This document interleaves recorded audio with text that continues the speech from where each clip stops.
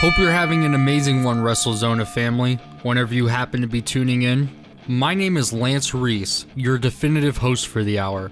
I've been a fan of professional wrestling since I was about 6 years old, begging my parents to buy me action figures ever since I saw videos of Jeff Hardy swanton bombing on YouTube. We got another packed episode for you today, as we here on episode 5 of Wrestlezona on 88.7 The Pulse. We'll cover what's happening in the world of WWE, All Elite Wrestling, the Indies, and even wrestling here local in the Valley. Stay tuned to hear TNA Genesis results, upcoming shows here in AZ, and more all coming up. We have some exciting segments coming up this hour, such as our 10-bell history, and we also have an exclusive interview with the reigning Phoenix Championship Wrestling Ultra Woman Champion, Zamaya.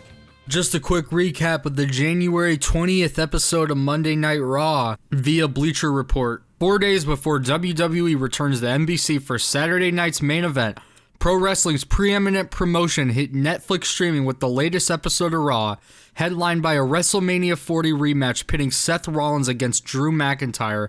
The marquee matchup between two top stars in professional wrestling headlined a broadcast that also featured the latest from newcomer Penta, New Day's first match since their shocking betrayal of Big E, as well as Bayley's first match since joining the Red Brand as part of the transfer portal as revealed by General Manager Adam Pearce Monday afternoon.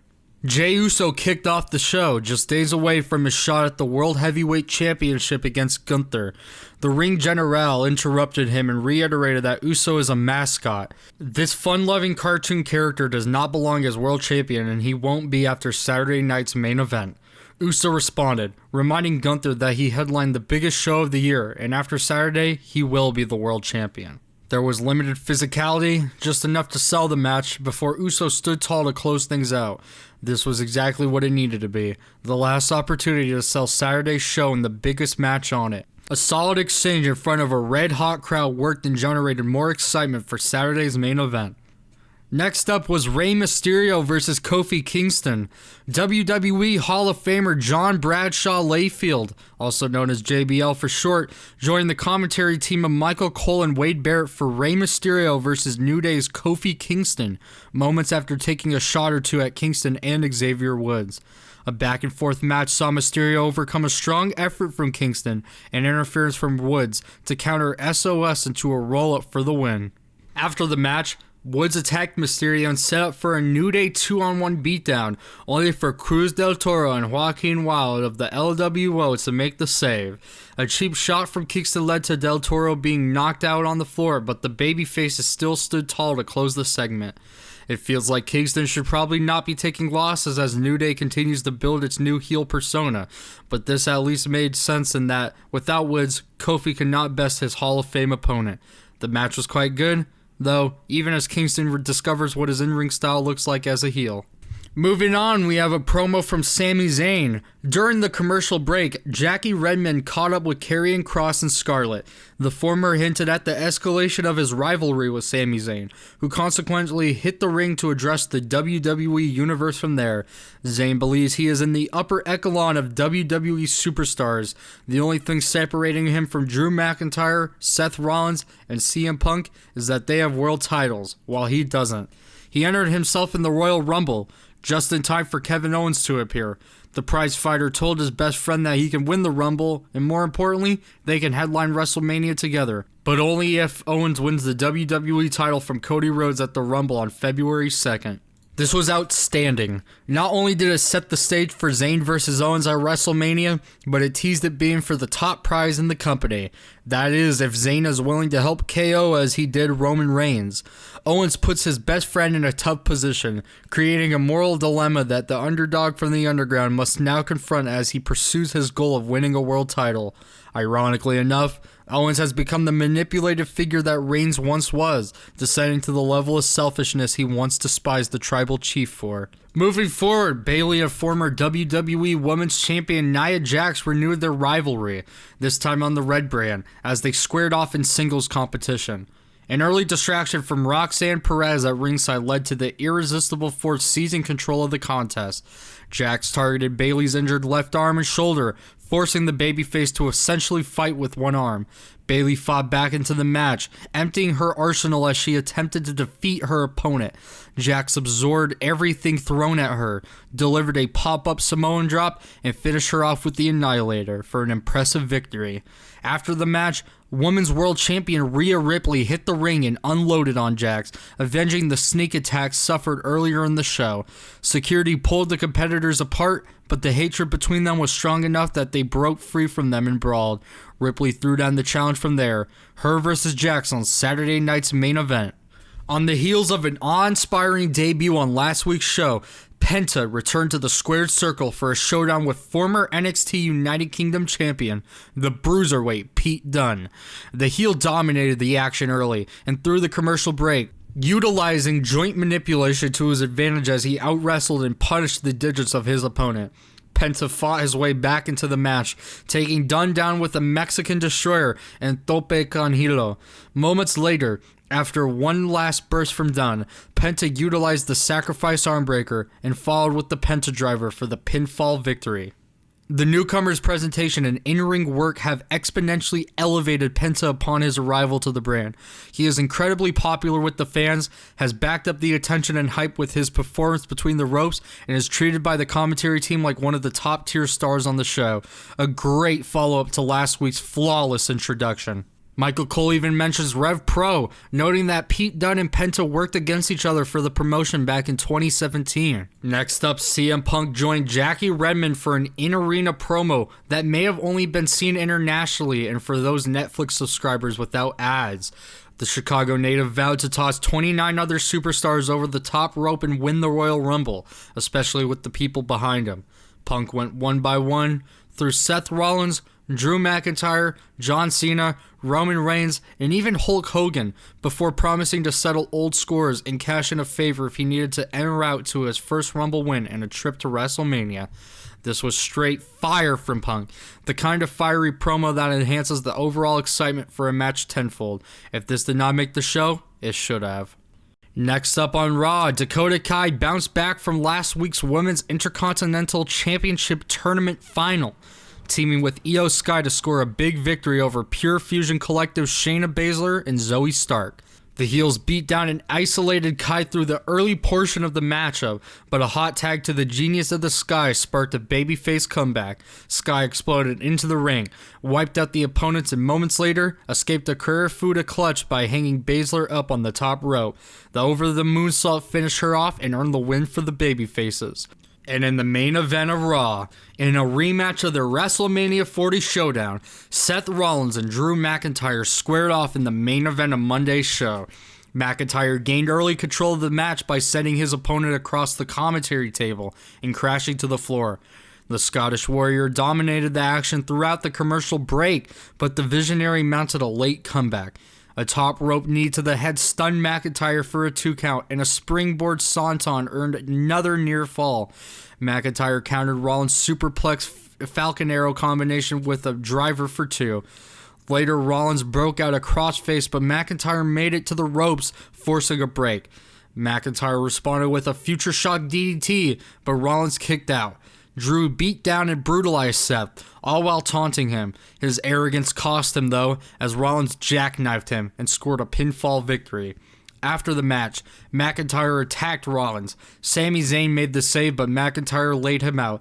Back in the ring, the heel once again reiterated to Rollins that they should be on the same side. Zayn exploded across the ring with a hell of a kick and accidentally leveled Rollins, leaving the show with the cliffhanger of an ending as Zayn tried to explain himself to his friend. A strong match with the added storyline elements after it makes this a major thumbs up to wrap up the show. I'm Lance Reitz with Wrestlezona on 88.7 The Pulse. Now let's recap All Elite Wrestling's week. Via the All Elite Wrestling website, AEW Dynamite was broadcast on TBS and streamed on Max Live from the Knoxville Coliseum in Knoxville, Tennessee. Tony Schiavone was in the ring to kick off the show as the aerial assassin Will Ospreay and the cleaner Kenny Omega went face to face. Will Ospreay says, "Thank you for joining me today, Kenny. I'm glad you're not dead. I can't remember the last time we were in this ring and not throwing punches at each other, but a lot has changed. I was doing everything in my power to stop the Don Callis family, and you've come back at a bad time. Moxley has the world title. but I keep running into the Callis family and I can't do it on my own anymore. Omega says, Stop. You said you didn't remember the last time we faced each other in a ring. Let me remind you, it was Forbidden Door, and in that match, not only did you drop me on my head, but you stabbed me in the head with a screwdriver. The same one Don used months before. It makes you no better than him. And you did it all because you were trying to prove you were better than me. Not only do I not believe you were better than me then, but I also don't believe you're better than me now. Number one is standing right in front of you. If you're here to apologize and ask for my help, the answer is no way, bruv. Will says, Listen to me, you little prick. Right as things were about to break down between Omega and Ospreay, Don Callis walked out. Callis goes, Look at these two prima donnas. Omega sprinted toward Don, but Takeshita and Fletcher blindsided Omega. Ospreay came to the aid of Omega. Ospreay connected with a corkscrew leg kick. Takeshita ambushed Ospreay. Omega nailed Takeshita with a snapdragon suplex. Fletcher blasted Omega with a thrust kick. Fletcher threw himself over the barricade at Will Ospreay, the action spilling out amongst the fans. Don Callis waved in reinforcements. Brian Cage and Lance Archer ran down. Archer hit Will with a low blow. Lance whipped Will into a trash can while Omega fought off Takeshita and Cage. Ospreay and Omega nailed Archer with a double suplex through a merchandise table. Omega moonsaulted off a lighting rig while Ospreay moonsaulted from a high atop the stands, wiping out the Don Callis family. Omega, Hey, Don Callis, we saw what you did to your boys. Don Callis, the next time we get a chance, it will be you we put 6 feet down under. And speaking of down under, boy, do I have an idea. Will, you want an apology? Maybe it's me that should have apologized. What do you say, Will? Let's restore that feeling in Australia. Grand Slam, it will be me and Will against Kyle Fletcher and Takeshita. Let's go. Time for some tag team action as AEW World Tag Team Champions Private Party of Zay and Quinn take on Bobby Lashley and Shelton Benjamin of the Hurt Syndicate. In the match, Zay launched off of the back of Quinn and drop-kicked Lashley. Bobby bulldozed Zay with a running lariat in the corner. Quinn held Shelton while Zay landed a senton. Private Party flew through the ropes with topes, but Shelton and Bobby caught them and tossed them with belly-to-belly suplexes. Lashley smashed Zay through the announcer table. Benjamin and Lashley focused all their fire on Quinn, whipping him into the barricade as Zay was down. Quinn kicked Shelton in the back of the head and finally tagged in Zay. Zay dished out forearms and drop-kicked Shelton into the chest. Quinn connected with a 450 splash on Benjamin, but Bobby ran in to break up the pin attempt. Bobby speared Zay and covered him, but Quinn broke up the pin. Lashley hurled Quinn with a released German suplex. Bobby chokeslammed Quinn and then speared Zay. Bobby covered Zay and picked up the victory. And your new AEW World Tag Team Champions, the Hurt Syndicate. Next up, Swerve Strickland takes on AR Fox. Swerve back elbowed Fox and then flipped onto Fox from the apron and down on the arena floor. Ricochet was shown walking backstage with a pair of golden scissors in his suit coat pocket. Swerve nailed Fox with a backbreaker. AR Fox caught Swerve with a DDT. Fox launched off the ring post with a moonsault to Swerve on the floor. Swerve power slammed Fox. Swerve was lining up Fox for the house call, but Ricochet jumped on the apron and tried to hit Swerve with the scissors. AR Fox landed a pump kick while Prince Nana chased Ricochet to the back with a pipe. Swerve dodged a 450 splash. Strickland blasted Fox with the house call kick. Swerve smashed Fox with the Swerve Stomp and pinned Fox. Despite the attempt by Ricochet, that wild swing with the scissors in the hand, Swerve prevails over AR Fox, said Excalibur. Before Ricochet appeared on the big screen, Ricochet says, Hey Swerve, the risk you take what you think it's okay to bully people, next week you will all be forced to listen to me because I have a lot to get off my chest.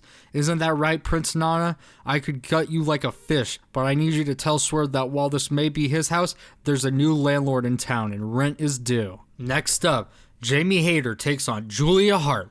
Hayter whipped Hart into the barricade. Hayter flung Julia into the steel steps. Hayter followed up with a missile dropkick.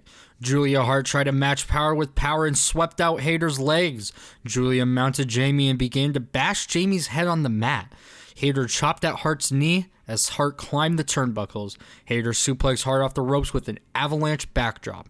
Hayter nailed Hart with 3 consecutive German suplexes. Hayter spiked Julia with the spinebuster for a near fall.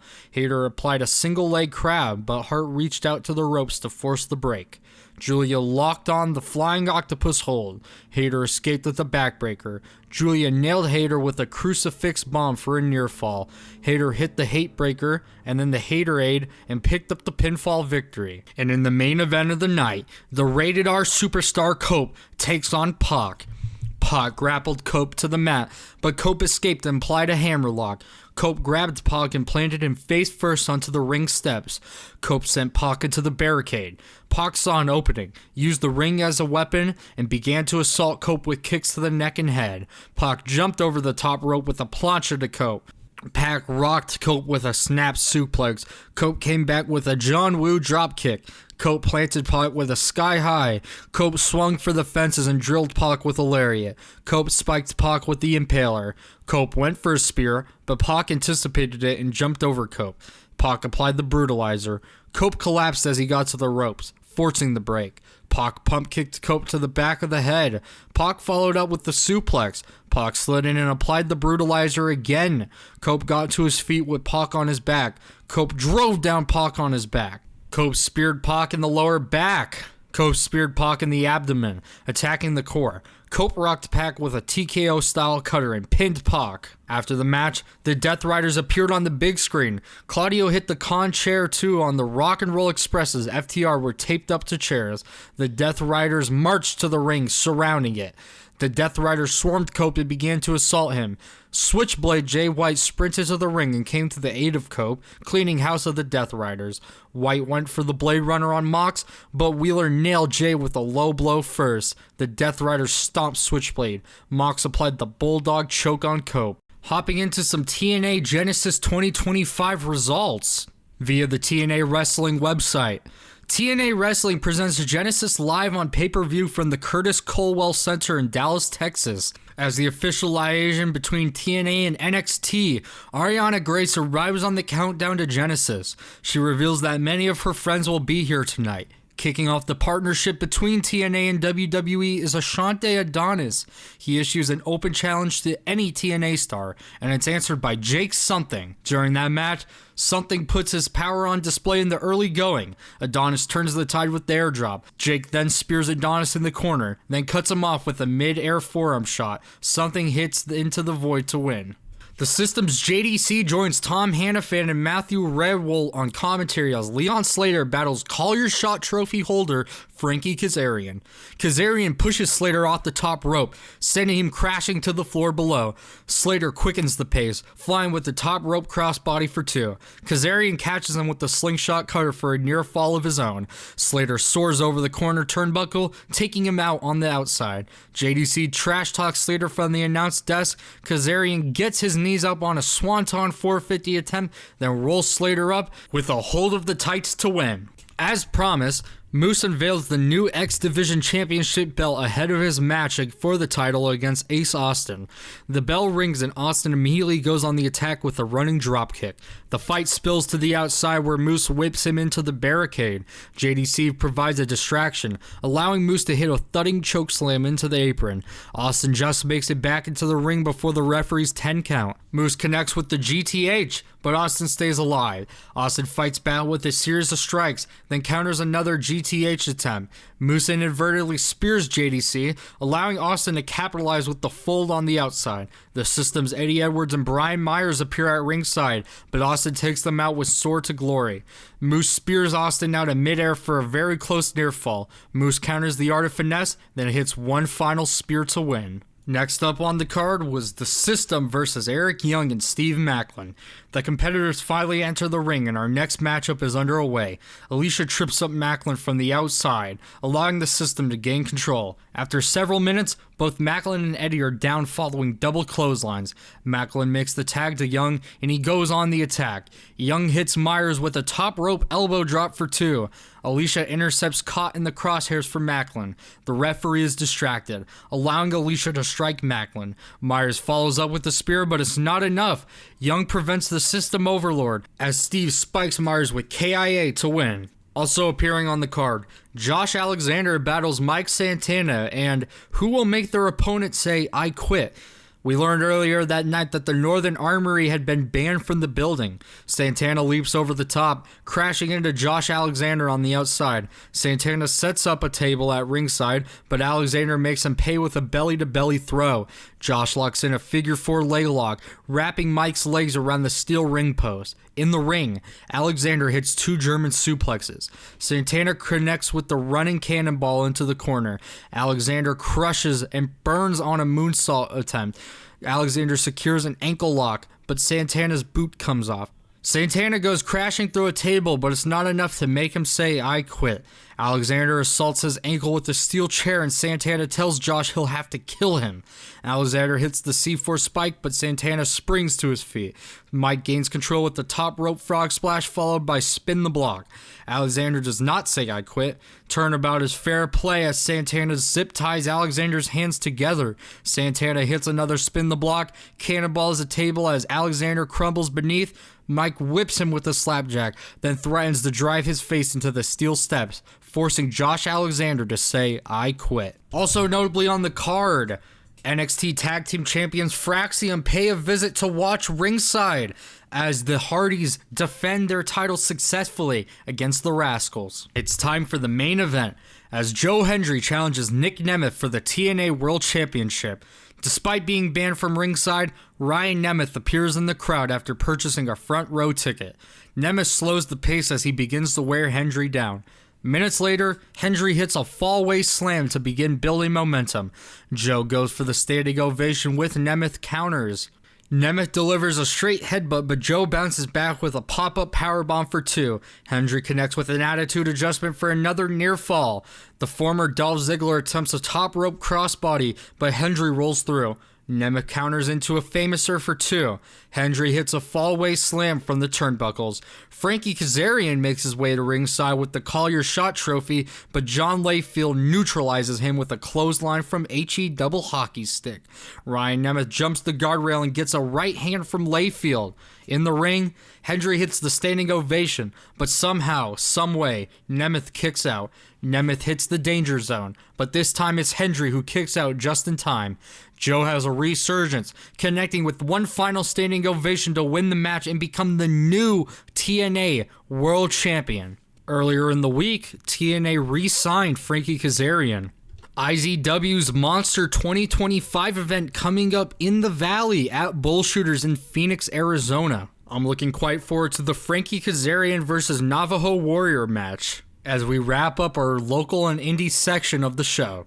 Stick around with Lance Reese on Wrestlezona on 88.7 The Pulse, as we still have our 10-bell history and fascinating interview with up-and-coming wrestler Zamaya. 10-bell history. 1. The first G1 Climax tournament was held from August 7th to August 11th, 1991. It replaced New Japan Pro Wrestling's earlier tournaments, such as the IWGP League and the MSG League, and became the company's premier annual event. 2. The first ever winner of the G1 Climax was Masahiro Chono, who defeated Kijimoto, also known as the Great Muta, in the final. 3. The birth of All Elite Wrestling came from a bet. AEW's origins can be traced back to a tweet by wrestling journalist Dave Meltzer in 2017. He claimed that no non-WWE promotion could sell 10,000 tickets to a live event. Cody Rhodes and the Young Bucks, Matt and Nick Jackson, accepted the challenge and created the All-In event in 2018, which sold out with over 11,000 attendees. This success inspired Tony Khan to launch All Elite Wrestling in 2019. 4. Did you know, before joining WWE, Matt and Jeff Hardy co-founded their own wrestling promotion called Omega, Organization of Modern Extreme Grappling Arts, in the 1990s. Many stars, including Shannon Moore and Gregory Helms, aka the Hurricane, got their start there. 5. Speaking of the Hurricane, did you know that Gregory Helms holds the record as the longest reigning WWE Cruiserweight Champion? With a reign of 385 days, from January 2006 to February 2007, he elevated the title with his strong in-ring performances during this time. 6. Dustin Rhodes has wrestled in 5 different decades. 7. Tito Santana has 1,071 recorded victories, making him the winningest WWF superstar without ever being the WWF World Champion. 8. Jinder Mahal's single WWE Championship reign is longer than all 4 of Edge's championship reigns combined. 9. Eugene has more championship title wins in the WWE than Jake the Snake Roberts. 10. John Cena has a pinfall loss to Kevin Federline. Well, that wraps up our 10-bell history. I'm Lance Reese with Wrestlezona on 88.7 The Pulse, and as we come to an end of our show, we have one last segment for you, and that's our interview with the wonderful Zamaya. Roll the footage. So, Zamaya, what made you want to enter the world of professional wrestling? I think there's a lot that sums it up.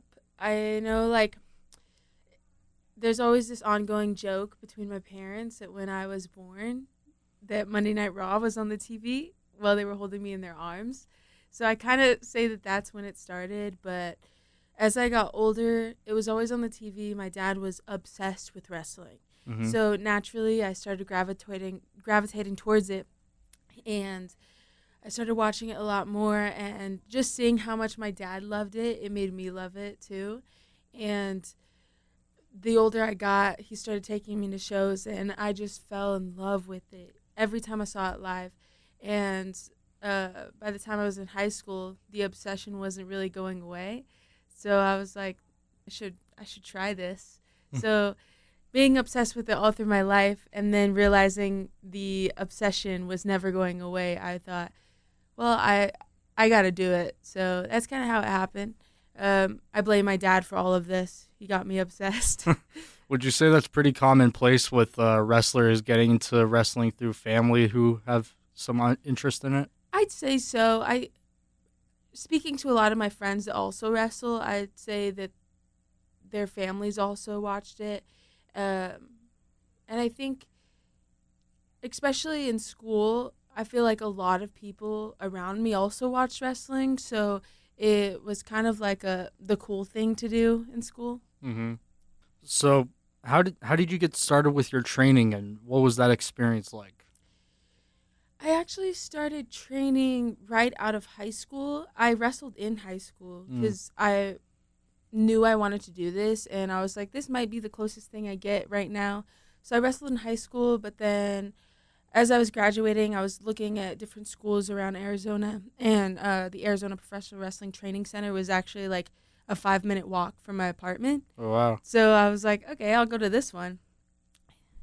So, yeah. So yeah, the Arizona Pro Wrestling Training Center. What does that mean to you as someone who came out of it and now you're the reigning Ultra Women Championship of Phoenix Championship Wrestling? The Arizona Professional Wrestling Training Center is honestly more than just a training center. I feel like all of us there are one big family. First off, we all push each other to just be the best. Each and every time we step into the training center, I feel like there's just this vibe of, okay, for the next 4 hours, we're going to push each other past our limits so that we can get better each and every single day. They don't take it easy on us there, but it's also not them being mean or them like making us feel bad. It's them telling us that we can do better and that they know that we can do better. So they push us past our limits, and it's honestly such a beautiful culture because there's this blueprint set, and if I tell everyone, if you follow this blueprint, it's going to not only make you a better wrestler, but also a better person, because the people there, like, Don Vitale, he pushes us past our limits in wrestling, but also in our minds, because he wants us to be better people overall, and it honestly helps with your wrestling, it helps with speaking, it helps with how you go about situations in your real life, and it just makes you a better person.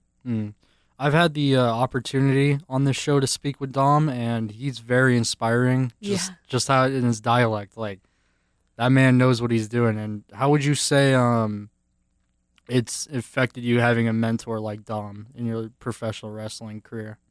Honestly, like, I think about it sometimes, and just being able to travel to the places that I have, not to, like, say that they're any less, but I got so blessed with having Dom in my corner, and I go to Dom for literally almost everything in my life because he has been through so much, and he also just he knows what to say and he knows the answers, and going to him, it helps me so much.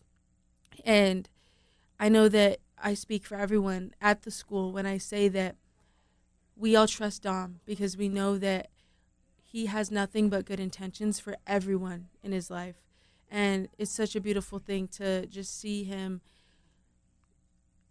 be able to coach for the past 3 years and help us all, but also start his own family. Mm-hmm. And I'm just so happy that not only is he helping me, but also I get to be a part of his life. So, yeah. You mentioned high school and getting your kicks in kind of there. Have you been doing your squats since Coach Rhodes told you to do them senior year? Coach Rhodes. Yeah. How did you get that? I go to Mesa High. Oh, wow. This all makes sense now. Yes, I was doing my squats. Thank you, Coach Rhodes. What advice would you give to any other woman out there that are looking to start the pro wrestling journey? The advice that I would give is ultimately believe in yourself. I know, especially because I feel like professional wrestling is a male-dominated sport. At the end of the day, you just have to understand that things will get tough, and especially when you first start and you get hit for the first time, I feel like that's when a lot of girls are like, oh, damn, this is real.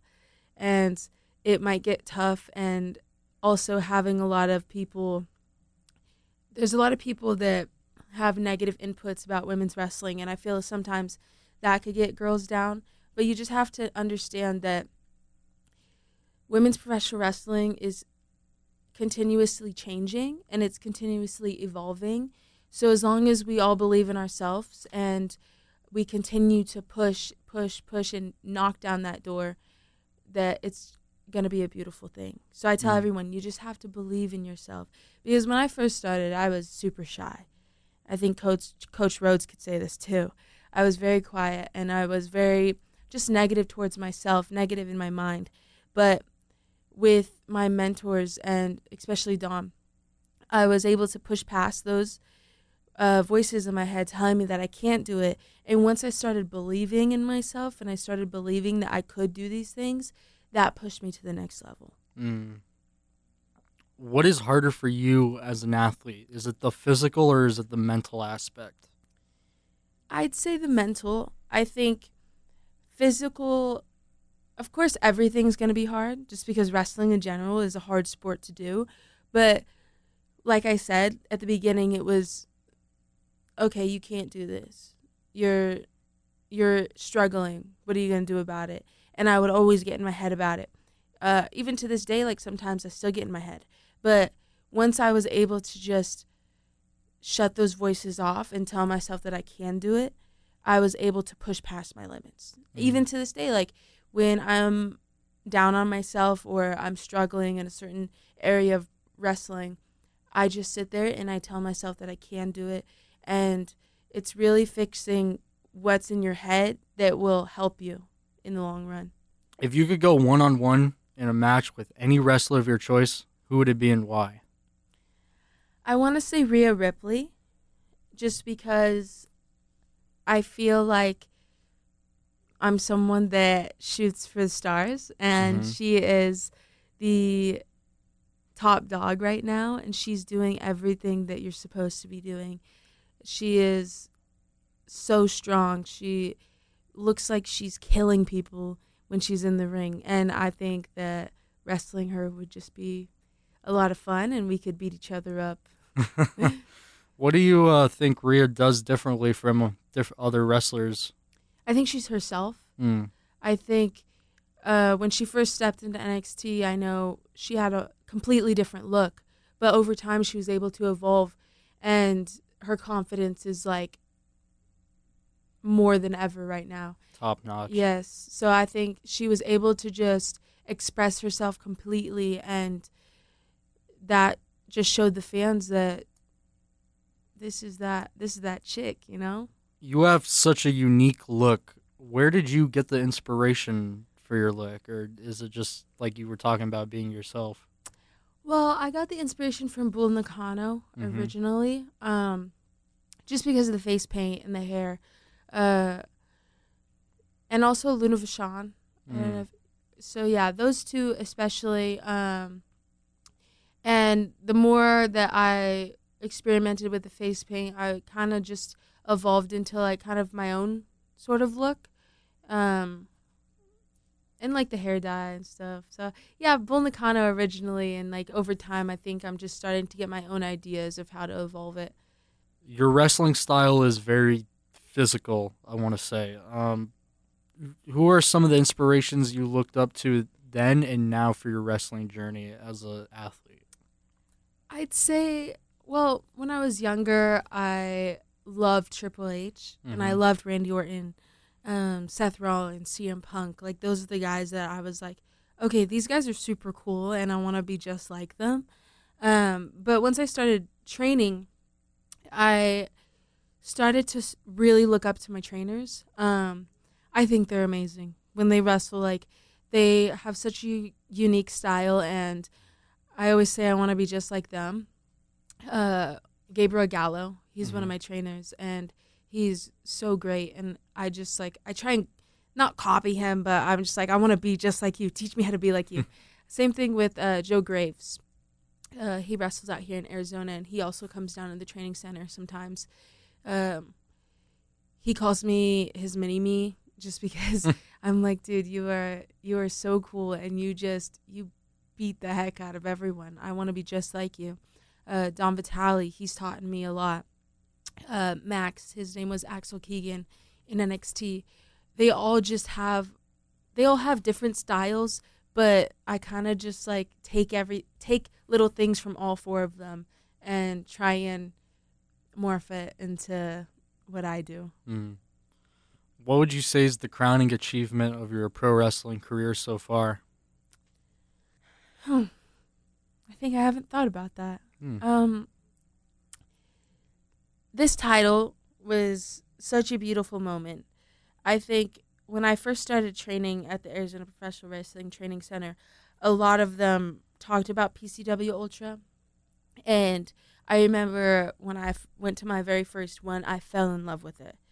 I just seeing the atmosphere and seeing the talent that they had on the shows and seeing how big of a deal this title was, I was like, I want that. And every single time I went to training, I was like, I'm pushing to get that title.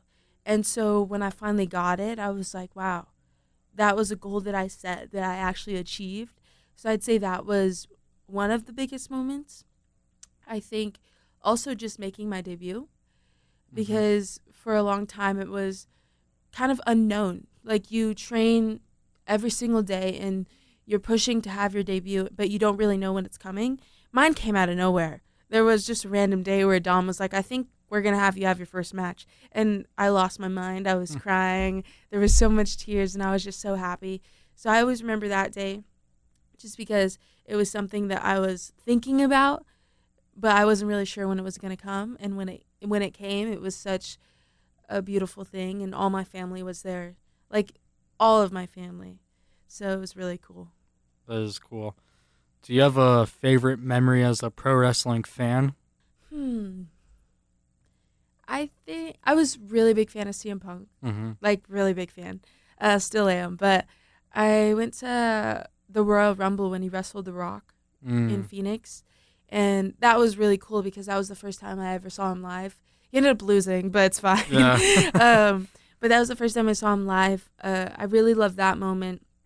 Um, but honestly, just going to the shows with my dad, like, just he's such a big wrestling fan, and being able to see him just be a kid was always my favorite memories. Mm. You mentioned your dad. Uh, is he proud of what you do as a wrestler? Yeah, he's like probably my biggest fan. Probably goes to all the shows. Yeah, he goes to every show. Him and my mom and my dog are always front row at every single show. Mm. So it's always cool to see them. and he's always like spamming the comments online. It's like an ongoing joke between everyone at the training center, but he has like 4 burner accounts because he wants to spam all of the comments with Zamaya, and he's always asking me about where I'm gonna go. He's always trying to just send me places, and I'm like, it'll happen when it happens. But he just wants me everywhere, and he's so cool. That's true love. And do you think maybe we'd see him in a manager role? I don't know. He he always has my dog with him, so I don't think we could have the both of them. Yeah. Where are you from originally? I'm from Globe, Arizona. Globe. It's about an hour from Phoenix. Mm-hmm. It's this very small town. I have a bunch of family down there. But yeah, it's like I'd say 15 minutes to drive through the whole town. So Really? It's very small. I love it down there. It's always so fun to go back just because like I literally know where every single thing is there just growing up there. Mm-hmm. And it's always cool to see everyone that I went to school with when I was little, and for them to see what I'm doing now, they always have like such big reactions because it is a small town. I feel like not a lot of people get out of there.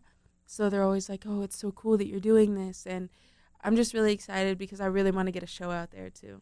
As a Mesa High alum yourself, Yeah. were you impressed by the Anthony Robles movie if you watched that? I haven't watched it yet. I haven't watched I really it either. want to. Yeah. He's such a good coach. My sister actually got to have him as her coach because he started coaching once I left. But yeah, he's awesome, and I need to watch that movie. Have you met Anthony Robles? Yeah. Yeah. I did a few camps with him at Mesa High. Nice. Do you have an all-time favorite wrestler? Is it CM Punk? Yeah, it's CM Punk. I also really love Triple H. He was always like, anytime he was on the screen, you're like, this dude is so cool. What era of Triple H are we talking? Let's see. Right before he cut his hair. Oh, so Yeah. the longer hair. Yeah. Yeah, I remember he had that match with Taker at WrestleMania. That was really good. Shawn Michaels, special guest referee. I was crying. You were crying? It was such a good match. Yeah. Have you ever thought of performing in wrestling and other gigs, like as a referee, like special guest ref? I don't know. I feel like if I was in a position where maybe it needed it, I would do it. I would definitely have like a pink ref shirt, and I would make it very much about me. Yeah. But making Zamaya's ref. Yeah, it would be Zamaya's match. No one Yeah. else's. That'd be a cool stipulation name. Zamaya's match. Zamaya rules. Zamaya rules. What would Zamaya rules consist of in a stipulation match? I would end up winning Every match? somehow. Yeah. Even though I'm a ref, I would end up winning. Well, I mean, like if there was you had a match type kind of like bloodline rules. If you had Zamaya's rules, like what would that consist of? I feel like if it was Zamaya rules, it would just be whoever gets decapitated first. It's pretty out there, but as we wrap up our 5th episode of Wrestlezona on 88.7 The Pulse, I'm Lance Reese, joined in studio with Zamaya, and I have one last question for her. So, Zamaya, at this stage in your life, what are some of the ultimate goals you're looking to accomplish in your career? So, this year I'm looking to accomplish not only evolving my look, but also evolving myself in the ring. I really want to get to a place in wrestling where I know exactly who I am and I know exactly what I'm doing. I know Dom always says this. He's like, you're a baby in wrestling. You're not going to know it all. But I just want to learn so much this year, and I want to leave this year feeling accomplished in a sense of I know who I am when I step out the curtain. Because every single day is a learning process, and I'm at a place right now where not only do I want to travel all these places, but I also want to bring like a whole new Zamaya to these places. So I just want to evolve to where I know who Zamaya is completely. And I always say it's Zamaya's world, which means I want to travel more places and take over more places. I want to go to New York. I want to go to Oregon. I'm going to Texas. I want to go to England. I want to go to maybe Texas again. But yeah, I just want to be able to not only evolve myself, but also travel more places because this is Zamaya's world and I need to take over. Do you think we'll see you somewhere out of the country perform sometime? I'm going to Canada in March. Going to Canada? Yeah. Nice. Yeah, Nice. So I'll be out there. I really want to go back to Mexico. Mm. That was a good time. So yeah, I want to take over the world. Thank you again, Zamaya, for coming on to Wrestlezona. Thank you so much for having me. I'm very honored. Thank you. There's the end of our show as we wrap up Wrestlezona on 88.7 The Pulse. I'm Lance Reese. Do you have a favorite song you want to hear on the next episode? Shoot me a DM on Instagram at Wrestlezona. This has been Wrestlezona on 88.7 The Pulse with Lance Reese. Again, and until next time.